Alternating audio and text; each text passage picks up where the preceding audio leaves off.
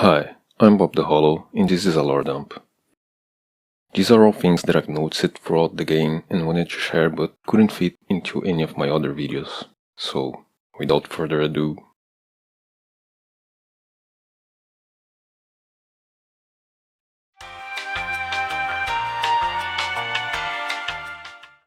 in the Ashes of Ariandel DLC, we are introduced via item description to a new character, the Abyss Dragon.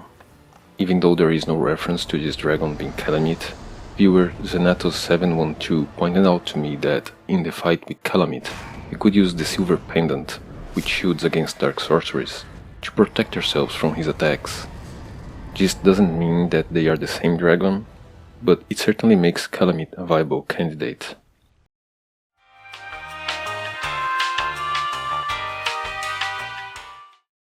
In this DLC, we are also presented with the bird-like Corvians who inhabit the Painted World. In the Painted World of RNGesus, we had the Crow Demons, and in Dark Souls 3 we had, well, this. It wasn't clear whether the Crow Demons had evolved into this new form, or if they were two different species altogether. Now, I'm pretty sure that the bird-like Corvians are descendants of the original Crow Demons. This is particularly obvious in the Corvian Knights, with their tall, slim figures. These would constitute two breeds, the bigger and stronger breed, which became warriors, and the smaller one, regular residents of the settlement. The other, more humanoid kind, I believe, are the smaller Corvians who have embraced the Rot and Alfreda as their new spiritual leader. The original Crow Demons had already changed form due to their reverence towards Velka, so it's no surprise that they could change it again. The Corvian Knights, who are Alfreda's followers as well, have also undergone some changes. They have lost their wings and the ability to fly. And thank God for that. Can you imagine a flock of these guys raining down on your head like the Crow Demons did? Oh, and Father Ariandel is a Corvian.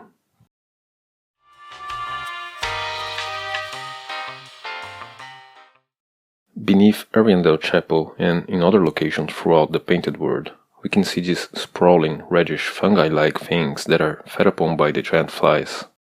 The first time I saw them, I immediately thought of the egg Vermifuge that could be found in the Painted World of RNGesus and served to expel the parasite egg from your body. I know this has no importance whatsoever, but I think this might be what they look like when they fester.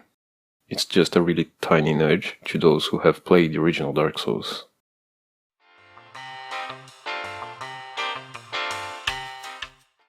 Recently, in a podcast with Jake, the Ashen Hollow, he showed me this picture of the mirror in Father Ariandel's boss room.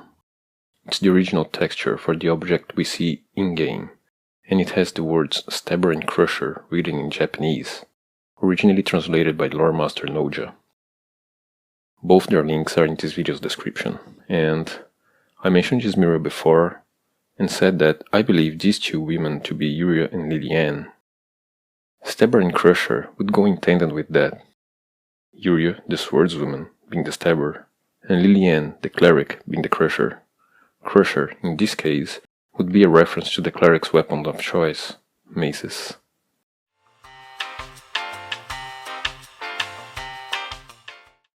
The Wolf Knight's greatsword originally belonged to Artorias, the Abyss Walker.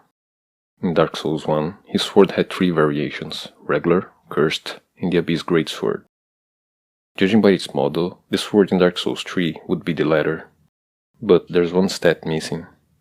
The Abyss Greatsword's damage reflected its wielder's humanity. Well, I don't think it's missing at all. We are no longer a regular undead, we're unkindled, and humanity has been replaced by embers. The stat is still there, it's just that there's nothing inside of us to be reflected.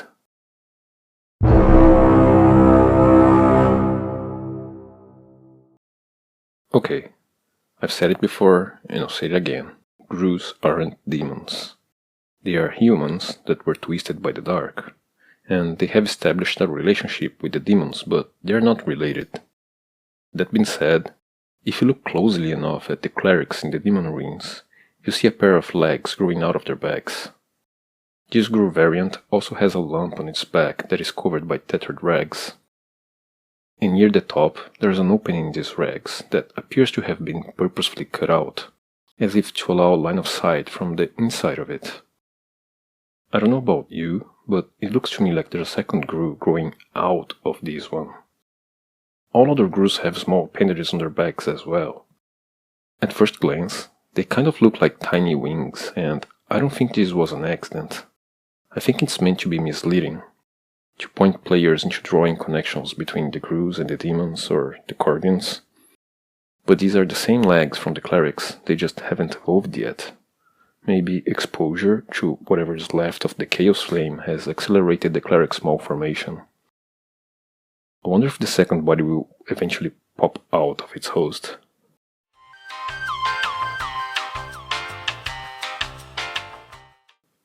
In Dark Souls 1, Gwyndolin of the Dark Moon was a secretive figure hidden away from the public eye.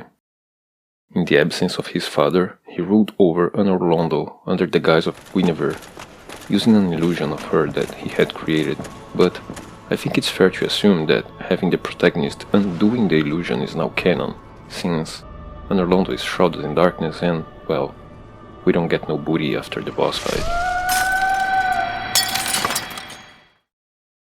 After the events of the first game, Gwyndolin would have stepped out of the shadows and assumed direct control over Anorlondo. The biggest indication of this is in the statues of Gwyndolin, especially the big ones in Sullivan's Cathedral, overlooking the passage between the residences of Irophil and the way to Anorlondo. The pews are facing the statues, separated from them by curtains that can be drawn apart, like a stage for a ceremony. Before Sullivan seized control, this was a place of reverence to the last remaining god of Anorlondo.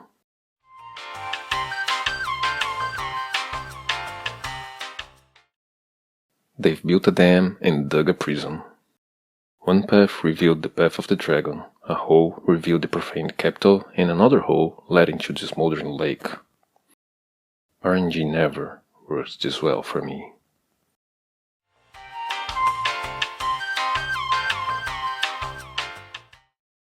I've given a full explanation about the Profaned Flame before, but there are a few more details that I'd like to mention. The gargoyles guarding the capital and the Grain Archives are animated by it. They all carry weapons imbued with the Profaned Flame, and the ones that don't are inanimate. The statues spread around the capital seem to be of men holding constructs similar to these weapons, pointing upwards, and given the proximity to Archdragon Peak, I think maybe they were once used as anti-dragon flak.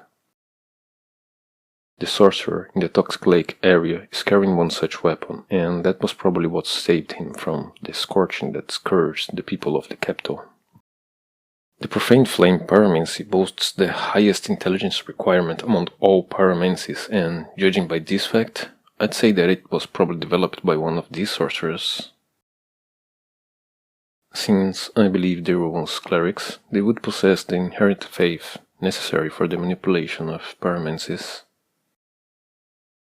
And the description for this spell says that it came from the sky when the capital was struck by it. That made me consider that the capital was actually burned by dragons, but the flame only targeted humans. Specific humans at that, since it didn't kill the handmaidens. That, combined with the kanji symbol in the original Japanese description for the word sky, which can also mean nothingness, makes it sound more like how the spell itself actually works, so the description is probably a little bit off target and dragons were not involved.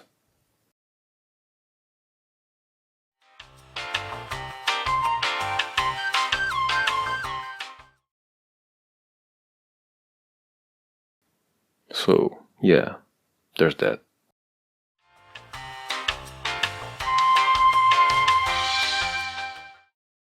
Stone plates are symbols of true knights, and yellow stone plates are granted to those who would become dragons.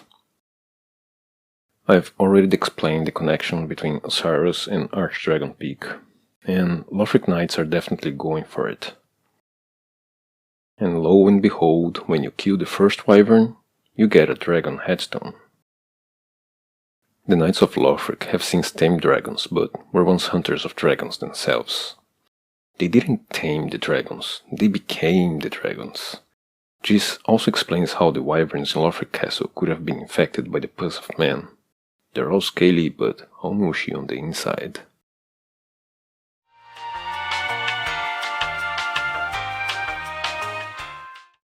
In the lower part of Lothric Castle, the Lothric Knights have all been decapitated. That fits the description of the winged twin axes. Paired beheading axes wielded by the winged knights, who swore themselves to the angels. These axes, more befitting of an executioner than a knight, are intended to fit the human body. But all the bodies on dragon barracks still have their heads. The winged knights didn't kill them, the corrupted wyverns did.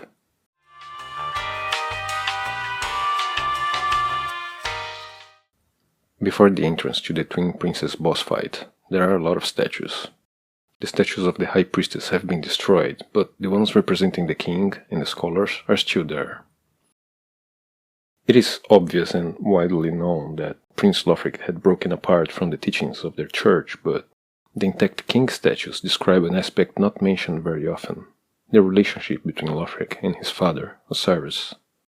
Considering that he was groomed to be a Lord of Cinder and later refused that role, people usually assume that he holds a grudge against his father, but apparently he doesn't.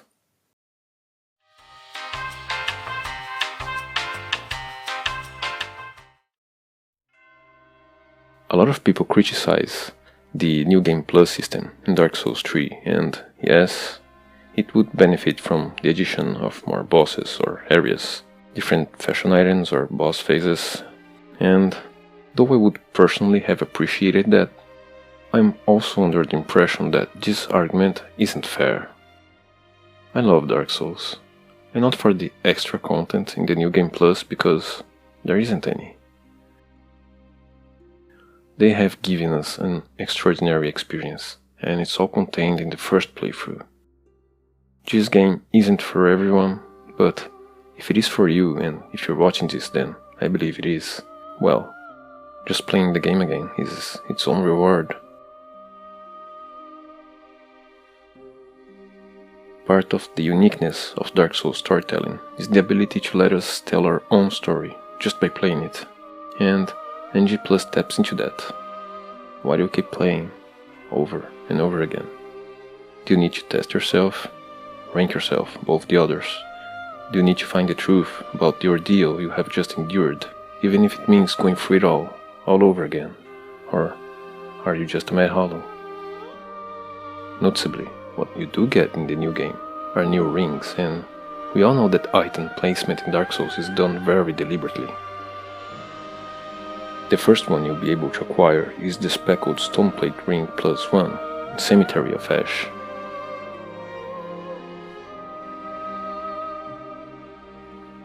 Stoneplates are symbols of true knights, and speckled stoneplates are granted to those who face an endless journey. I think they were trying to tell us something. Something like, you did it. You endured the difficulty, you overcame the ordeal. The game is over and yet, here you are, still playing it. You are a true knight. We welcome you at the beginning of your new journey. The journey is endless and only you can decide where it will take you.